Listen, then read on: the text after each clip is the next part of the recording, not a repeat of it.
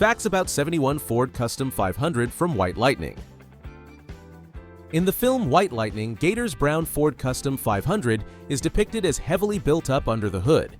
The script explicitly lists its upgrades: a 429 cubic inch police interceptor Cobra jet, big block V8 with dual 4-barrel carburetors, a close ratio Hurst 4-speed manual T-handle transmission, reinforced springs, and wide Cooper polyglass tires.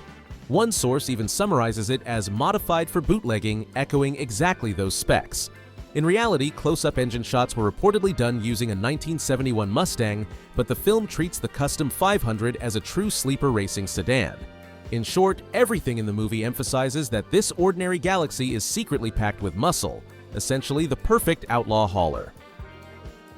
The 71 Ford Custom 500 stars in several of the most famous chase scenes in the film White Lightning. In the river barge stunt, Gator drives the Custom off a ramp and onto a moving barge. Stuntman Hal Needham later recalled that the jump was even longer than rehearsed, forcing him to hit the ramp at about 80 miles per hour. On impact, the Ford's nose popped up on the barge. Earlier, the car roars across a swamp bridge, its front end riding high on the springs. In the final pursuit, Gator's driving leads Sheriff Connors into a high-speed chase that ends with Connors' patrol car jumping a river embankment and sinking, while Gator escapes downstream. In each stunt, the Custom 500 is pushed to its limits, racing over river ramps and through rough terrain, demonstrating the rugged, race car toughness that its modifications provided. The movie White Lightning presents the 71 Ford Custom 500 as surprisingly fast for a full-size sedan. Early in the film, the federal agents explicitly call it a high-performance 1971 Ford Custom 500 that Gator can use to run moonshine. In action, the big block V8 and 4-speed let the car rocket away from police cruisers on back roads. Gator is often shown burning rubber out of turns, and the Ford powers over obstacles without hesitation, underscoring its upgraded suspension and tires. As Haggerty notes, this combination made the Ford ideal for burning rubber, keeping your moonshine safe, and giving the law a bad time. In short, White Lightning treats the Custom 500 as a sleeper hot rod. It looks like an average Galaxy, but accelerates and handles like a purpose-built race car thanks to its hidden mods.